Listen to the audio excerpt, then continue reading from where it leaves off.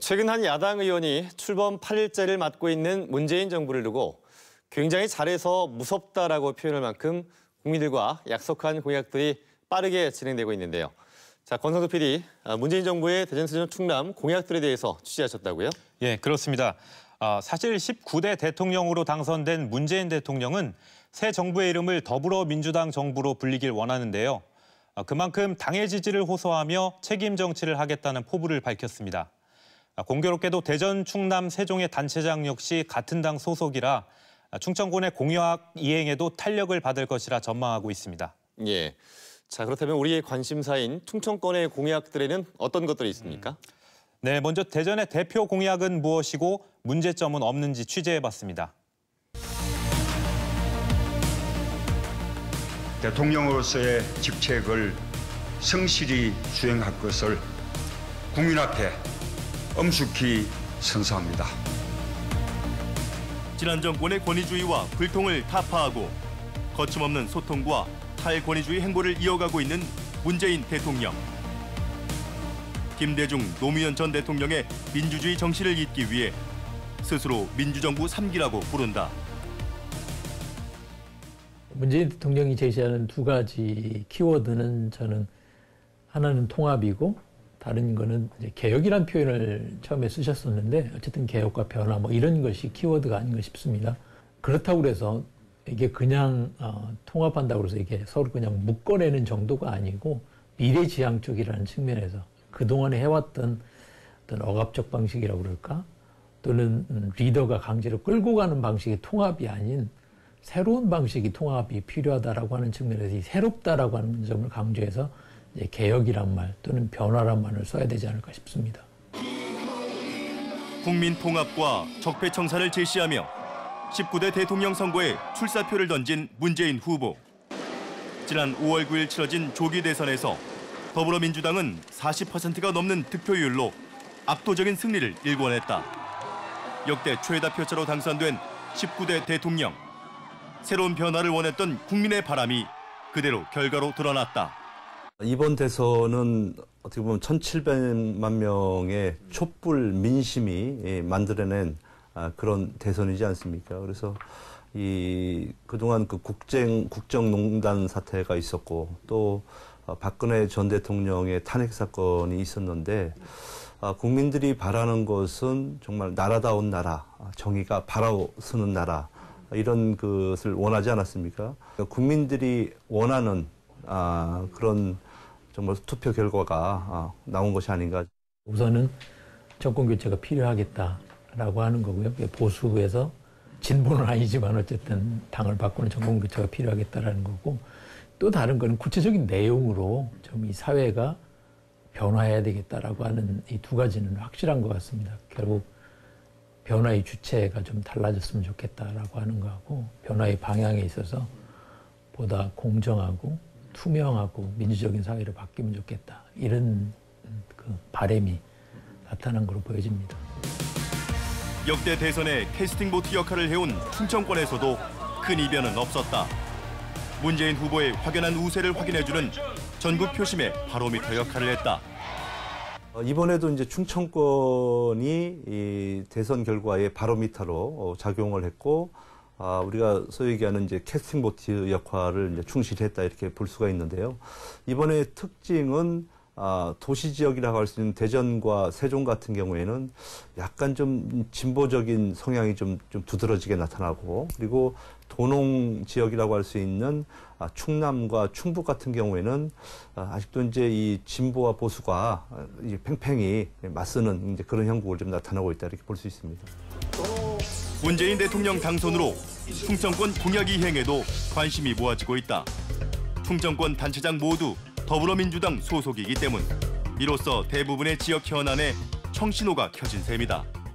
사실 후보들의 공약이 크게 차이는 없습니다. 왜냐하면 그 지역의 요구이기 때문에 그런 것인데 문제는 그걸 어떻게 실현하느냐의 의지와 과정의 문제라고 저는 생각을 하고 있고요. 그런 면에서 광역단체장, 네 분의 광역단체장 충청권이 다 민주당 소속이라는 점, 그리고 중앙정치 무대에서 영향력을 행사할 수 있는 다선 의원들이 좀 여럿 있다는 점, 그런 측면에서 새로운 정부 문재인 대통령과 함께 지역의 공약을 하나하나 이행시켜 나가는 데 있어서는 큰 힘과 역할이 될 거라고 생각하고 있습니다. 문재인 후보의 공약집은 당선을 위한 말뿐인 공약이 아니라 실현 가능성이 높은 공약이란 평가도 있다. 이번에는 거대 공약이 없었거든요. 이제 말씀드렸던 이명박 정부 때 4대강이라든가 박근혜 대통령이 얘기했던 뭐 출불세라든가 아니면 몇 가지 이제 거대 공약을 캐치프레이즈까지 포함해서 있었는데 사실 이 거대 공약들이 성공 가능성이 그렇게 낮았다라고 하는 것이 이제 검증이 됐고 사실은 극단적으로 얘기하자면은 이제 국민을 현혹시켰던 공약들이기 때문에 그런 부분에 대해서는 한번 물러섰다라는 생각을 합니다. 대선 주자의 공약집은 지방정부에서 주요 현안들을 제시하면 후보들이 공약집에 반영하는 것이다. 대전시의 경우 총 20건의 산적한 지역 현안이 대선 공약에 반영되길 바랐다. 그중 1순위는 4차 산업혁명 특별시 육성을 위한 미래 융복합 산업단지 조성이다. 이번 19대 대통령 선거 과정에서 각 당의 후보들한테 제시한 공통 공약 중에 1순위가 대전에서는 제4차 산업혁명 특별시로 조성을 했으면 좋겠다는 제안이었습니다. 대전광역시, 우리 대전시가 대한민국 과학기술의 메카다. 약 한 30여 년 동안 약 40조 원의 국비가 투입된 과학기술의 클러스터가 확실하게 돼 있다. 그렇기 때문에 4차 산업혁명의 중심으로서 우리 대전을 좀 육성했으면 좋겠다. 그런 취지에서 각 정당의 대통령 후보들과 정당에다가 대선 공약으로 제안했었습니다.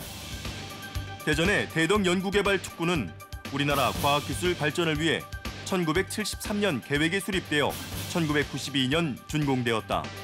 정부 출연 연구소와 대학 기업, 첨단 기업들이 대거 입주하여 명실상부한 과학도시로 자리매김하고 있다. 90년대 들어가지고는 이제 기업 부설 연구소들이 많이 들어왔고, 그다음에 대학들도 그때 이제 카이스트 들어오고 이렇게 정부 출연 연구기관이 26개가 있고, 또 나머지 연구기관 다 포함하면은 45개 연구기관이 있고요. 그다음에 이제 기업체는 1,600여 기업체가 지금 현재 입주해 있습니다. 그래서 상당히 이제 연구소와 기업이 잘 이렇게 조화되어 있는 이런 선구단지가 되었고, 이제는 이제 조성이 완료됐고 정말로 이제 꽃을 피우는 시기가 곧 올 거다. 저는 그렇게 생각하고 있습니다. 문재인 후보의 선거 공약에서도 대전의 4차 산업혁명 특별시 육성에 대해 언급되어 있다. 문재인 대통령은 대전을 대한민국의 실리콘밸리로 육성하겠다는 포부를 밝혔다. 대전 시민께 약속드립니다. 대전이 힘차게 뛰어야 충청 경제가 살아납니다. 대전을 동북아의 실리콘밸리 4차 산업혁명 특별시로 육성하겠습니다. 그렇다면 4차 산업혁명은 구체적으로 무엇을 말하는 것일까? 4차 산업혁명이라는 것은 인공지능, 그다음 사물 인터넷, 빅데이터, 모바일 등 첨단 통신 기술이 경제, 사회 전반에 융합되어 혁신적인 변화가 나타나는 차세대 산업혁명을 말합니다. 아마 4차 산업혁명 시대는 사회의 현안들에 대해 과거의 경험을 데이터로 입력하여 컴퓨터로 하여금 그동안 사람이 발견하지 못했던 최적의 솔루션을 찾아가는 것이 아마 4차 산업이 아닐까 하는 생각을 해봅니다. 여러 분야의 혁신 기술이 융합돼 산업 구조는 물론 사회, 경제, 문화를 포함한 모든 영역에 큰 변화를 가져온다는 4차 산업혁명. 이를 바라보는 전문가들의 시각은 어떨까?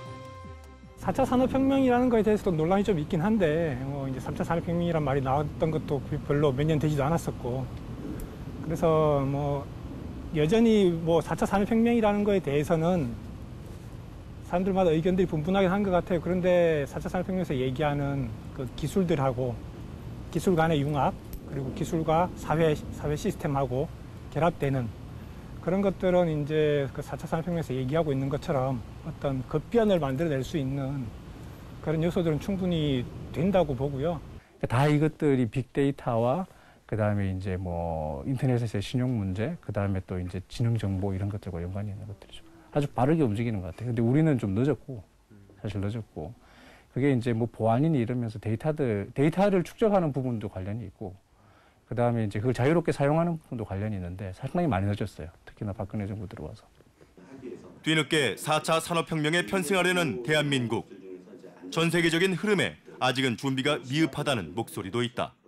4차 산업혁명을 어떻게 만들어갈 거며 또 이끌어갈 것인지에 대한 어떤 구체적인 밑그림은 사실은 보이지 않고 있습니다. 빠른 시간 내에 아마 4차 혁명의 밑그림을 그리기 위한 아마 조직 정비가 이루어지지 않을까 하는 생각을 하고 있습니다. 물론 그것을 뒷받침하기 위한 법적인 어떤 마련도 국회에서 이루어질 것이라고 생각하고 있습니다.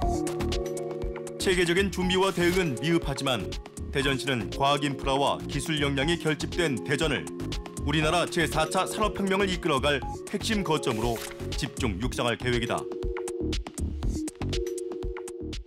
일단 4차 산업혁명 특별시라고 하는 명칭 자체는 이번 대선 과정에서 나왔던 것이고요. 4차 산업혁명이라고 하는 트렌드는 사실은 몇 년 전부터 대두가 되어 왔습니다. 다만 우리 대전시에서 그거에 대한 거를 제대로 디자인하고 맞이할 준비가 제대로 안 돼 있었던 것이 이번 대선을 계기로 해서 증폭이 되고 좀 더 세련되게 구도를 잡고 정책적으로 반영을 시킨 겁니다. 4월에는 4차 산업혁명 특별시 조성을 핵심 공약 사항으로 정해 발표하기도 했습니다. 유성구에 있는 대동과 금탄동에 256만 평방미터 부지의 로봇과 증강현실, 그다음에 빅데이터 산업을 집약한 4차 산업혁명 미래 융복합 단지를 새롭게 들어서는 정부 정책으로 조성하겠다라는 발표를 하기도 했습니다.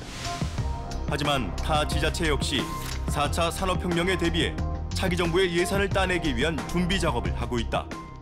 서울시는 이미 이제 IoT부터 시작해서 준비를 해 나가고 있는 상황이기 때문에 도시 전체 차원에서 그런다고 한다면은 오히려 4차 산업혁명 모토를 내걸다가 다른 지역에 추월당할 가능성도 있고 그렇기 전에 이제 지역 내 자원들, 그다음 인적인 요소들 그런 것들, 그다음에 재정적인 정책적인 그런 부분들을 결합해서 좀 더 적극적으로 좀 이제 준비해 나가는 게 좀 필요할 것 같아요. 대전시가 명실상부한 과학도시로서 4차 산업혁명의 전진기지가 되기 위해서는 타 지자체와 차별화 전략이 필요하다. 대전 지역 차원에서 봤을 때는 이제 제가 중요하게 생각하는 건 여전히 아까 이제 잠깐 말씀드렸지만 과학 문화, 뭐 아시겠지만 아티언스라든지 그 프로젝트 대전 이런 과학 문화, 과학 예술 융합 이런 활동들도 많이 이루어지고 있잖아요.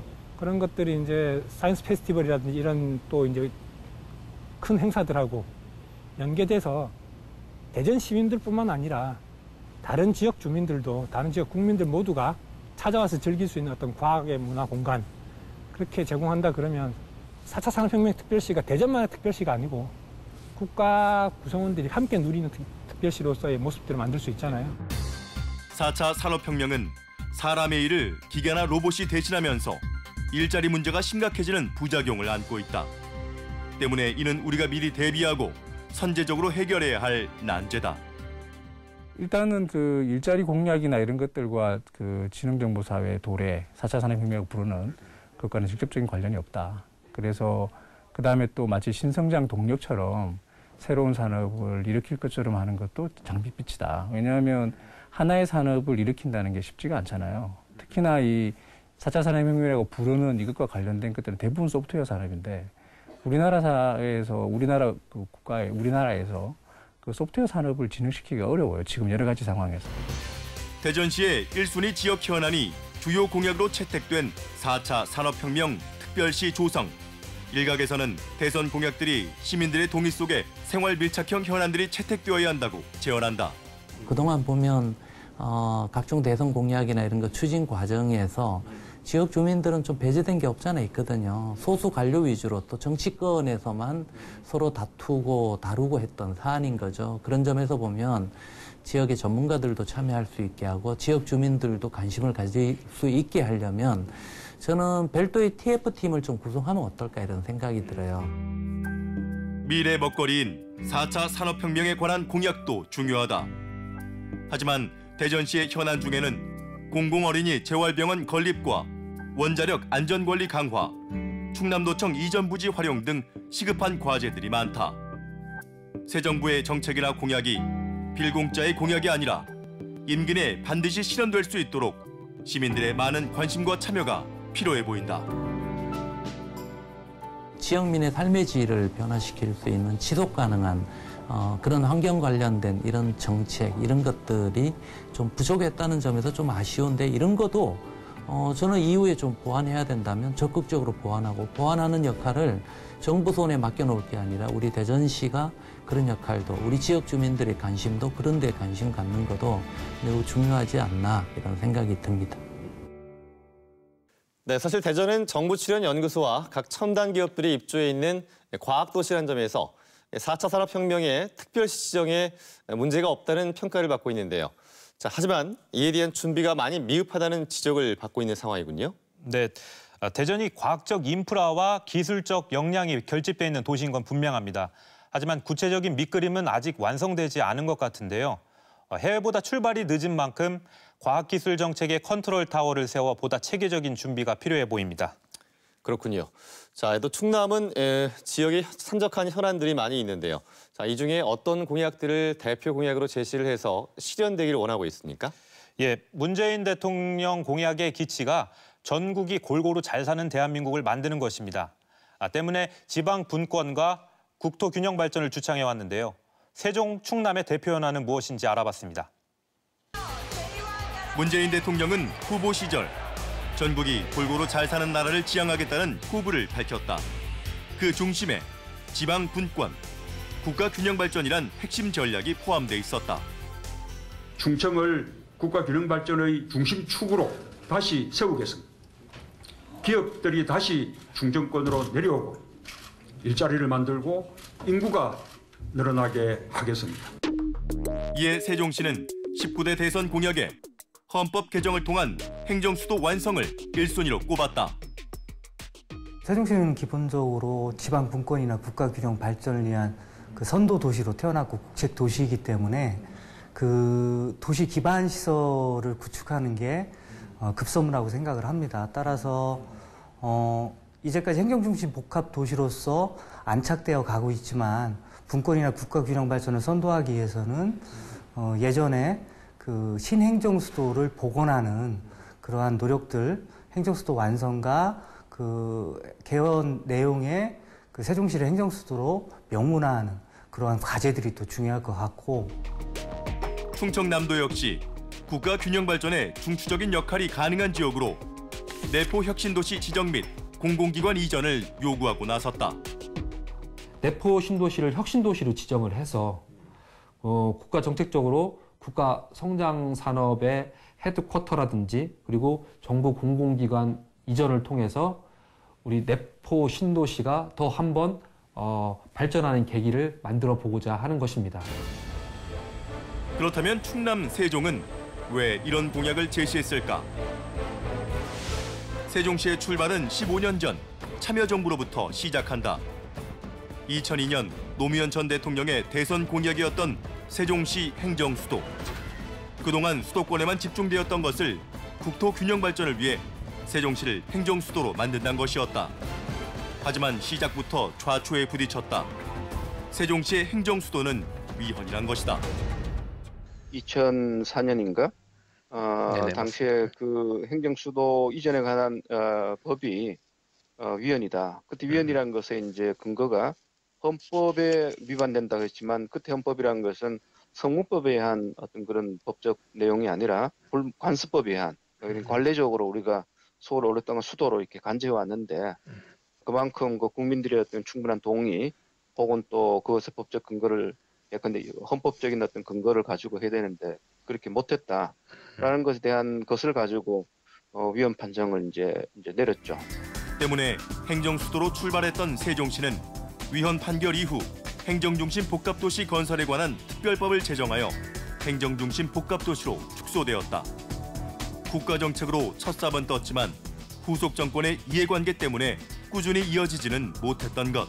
정권이 바뀔 때마다 큰 위기를 맞았다고 말한다.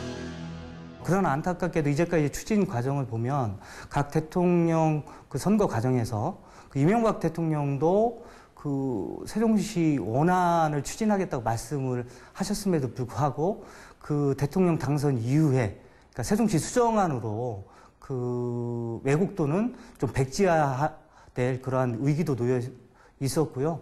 또 박근혜 대통령께서도 후보 시절에는 세종시 원안 플러스 알파를 말씀하셨지만 그 실체나 로드맵을 전혀 할 수 없었고 결과적으로는 세종시 정상 추진에 대한 의지가 없었다라고 평가할 수밖에 없습니다. 올해로 행복도시 건설 착공 10년, 세종시 출범 5주년을 맞았지만 반쪽짜리 도시란 생각에 아쉬움이 크다. 도시의 자족성, 자족 기능들을 좀 더 강화해서 정부 부처 이전과 자족성을 좀 복합해서 지방분권의 어떤 대표적인 상징 도시이면서 국가 균형 발전에 실현하는 도시를 만들겠다라고 하는 그런 취지로는 이해를 했는데 그 뒤에 뭐 전혀 그 자체가 추진이 안 됐죠. 그래서 결과적으로 보면 그 자체는 공연불이었고 뭐 약속 위반이었다 이렇게 생각합니다. 행정 수도가 행정 중심 복합 도시로 축소되면서 여러 가지 문제점을 안고 있다고 지적한다. 처음에 계획했던 것은 서울에 있는 중앙 행정, 입법, 사법 모든 기능들을 다 옮기는 것으로 계획을 했었는데 이제 부분만 옮겨온 거거든요. 정부 부처 중에서는 한 60% 정도만 옮겨왔고 국회는 아예 옮겨오지 않았고 그래서 생기는 이제 여러 가지 문제가 있는 것이죠. 그 협력 관계에서 좀 여러 가지 어려운 점들이 없지 않고 또 하나는 오히려 더 큰 문제로 부각되고 있는 것은 국회와 우리 정부가 공간적으로 분리돼서 나타나는 여러 가지 비효율 문제가 굉장히 크다고 생각을 합니다. 하지만 이번 대선에서 모든 후보들이 세종시에 큰 관심을 보였다. 문재인 후보 역시 세종시에 큰 공을 들였다. 명실상부한 행정 중심 도시로 완성하기 위해 세종시에 국회 분원을 설치하고 미래창조과학부와 행정자치부 이전을 공약으로 내걸었다. 세종시를 실질적인 행정 중심 도시로 완성하고 행정 수도의 꿈을 키워 나가겠습니다. 세종 시민들은 노무현 정부의 비서실장으로 활동했던 문재인 후보에 대한 애정이 남달랐다. 지금 이제 문재인 대통령께서 본인을 민주정부 제3기라고 얘기를 하는 거거든요.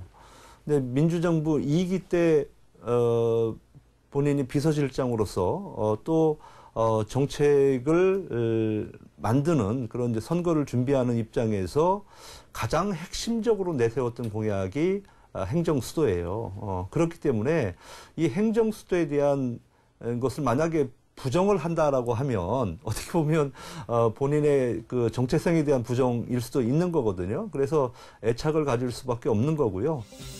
행정수도에 거는 기대는 이번 대선의 표심으로 나타났다.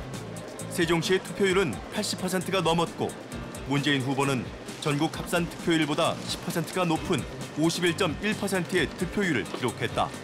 또 노무현 대통령과 그 민주당에서 오랫동안 이 지방분권, 국가 균형 발전에 대해서 철학적 이해를 가지고 그 소신을 가지고 추진했던 문재인 그 후보가 대통령으로 당선됐기 때문에 더더욱 저희들의 기대가 현실화될 것이다. 그 꿈이 아니다라고 하는 어떤 그런 생각들을 가지고 있고요.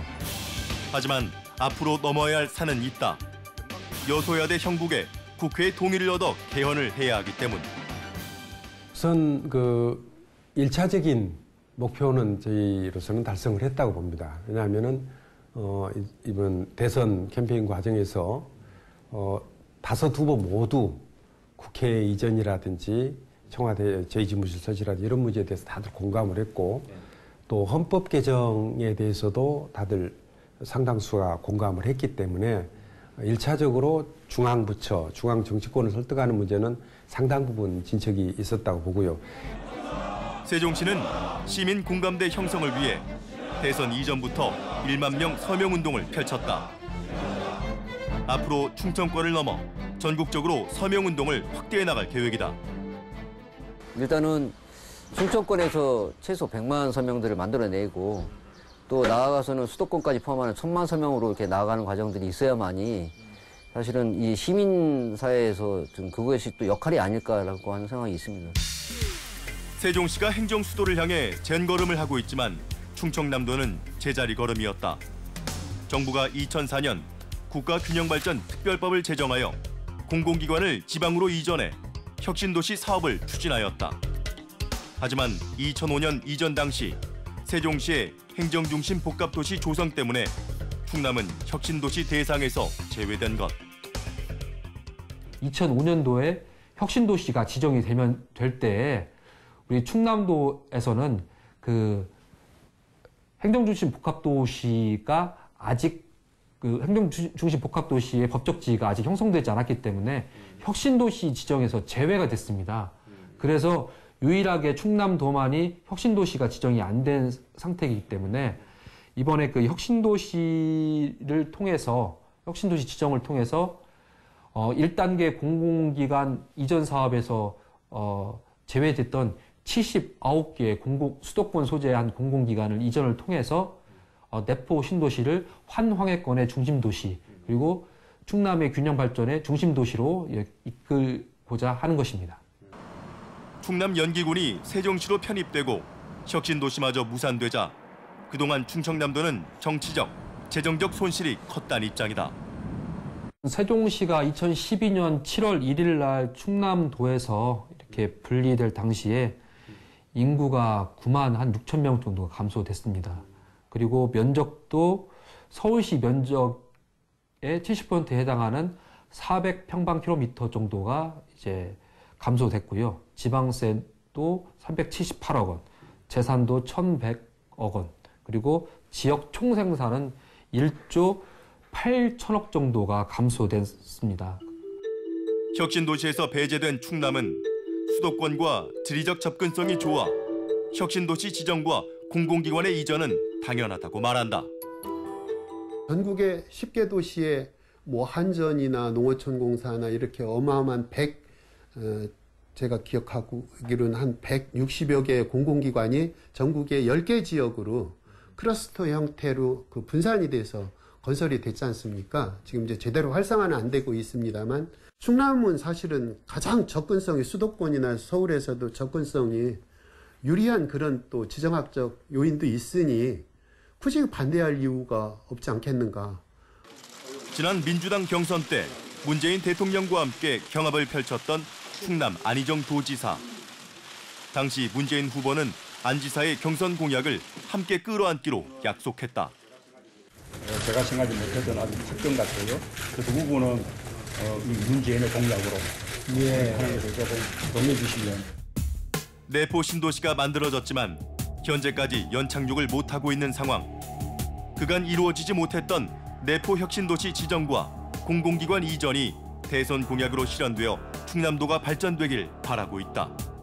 MB정부나 박근혜 정부 들어와서 이 부분에 대해서 균형발전 정책에 대해서 그것은 노무현 브랜드로 이렇게 오인을 해서 이제 그 혁신도시 또 저 행정도시 세종시도 상당히 푸대접을 받으면서 좀 소강 국면에 있었는데 이게 사실은 세종시나 혁신도시의 원작자는 참여정부이고 참여정부의 적자라고 하는 문재인 대통령이 19대 대통령으로 취임을 했으니 저는 분권과 균형 발전에 대해서 상당히 진전에 있을 거라는 그런 기대와 무엇보다 지난 보수정권 9년의 수도권 규제 완화는 국가 균형 발전에 큰 걸림돌이었다.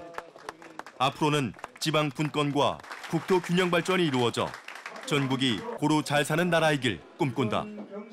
문재인 대통령께서 총 충남 공약은 공약집을 통해서 그리고 직접 현장 유세 메시지를 통해서 대략 한 14가지 정도를 했는데요.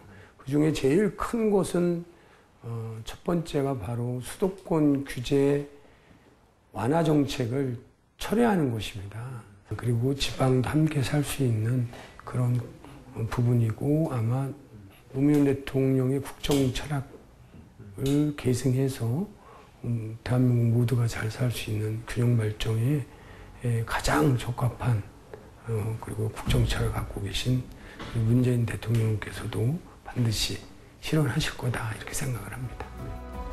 또한 문재인 정부 5년은 제왕적 대통령이 아니라 소통과 통합을 이룩하여 국민 모두가 행복한 나라이길 바라고 있다. 약속하신 것처럼 저는 통합과 혁신 이 두 가지를 꼭 이루어 주셨으면 하는 거고요. 그 과정에서 대통령의 역할을 이제는 이끌고 가는 사람이 아니라 도와주는 사람이다. 국민들이 또 사회 각 주체들이 스스로 나서서 할 수 있도록 격려하고 도와주고 지원하는 대통령이 됐으면 좋겠습니다. 더 이상 앞장서서 나를 따르라 이런 대통령이 되지 않았으면 하는 그런 바람을 갖고 있습니다. 네, 요즘 문재인 대통령은 국민들 앞에서 다짐한 약속들을 하나하나 이행하고 있는데요. 사실 대통령 한 사람만으로 나라를 변화시킨다는 것은 어려운 일이죠. 국민들 역시 많은 관심과 참여를 통해서 건강한 대한민국을 만드는 데 앞장서 가지 않을까 그런 생각이 듭니다. 예, 그렇습니다. 또한 우리 정치가 진일보하기 위해서는요. 보수와 진보가 화합하고 또 견제하면서 보다 건강한 대한민국을 만들어가야 합니다. 그래야 새로운 민주정치의 희망을 되찾을 수 있지 않을까 싶습니다. 네, 자 권성준 PD 수고하셨습니다. 지난달 윤태호 작가는 문재인 후보의 찬조 연설을 통해 좋은 친구는 두 개의 좋은 길을 가진 사람이다라는 미생의 대사를 소개했습니다. 그리고 우리의 대통령 역시 그러해야 한다고 했습니다. 좋은 대통령은 두 개의 좋은 귀를 가진 사람이다라고요. 우리는 더 이상 국민 위에서 군림하는 제왕적 대통령을 원하지 않습니다. 늘 국민들 곁에서 또 국민의 이야기를 경청하고 소통하는 대통령과 신명나는 5년을 맞이했으면 좋겠습니다. 시사플러스 오늘은 여기까지입니다. 함께해 주신 여러분 고맙습니다.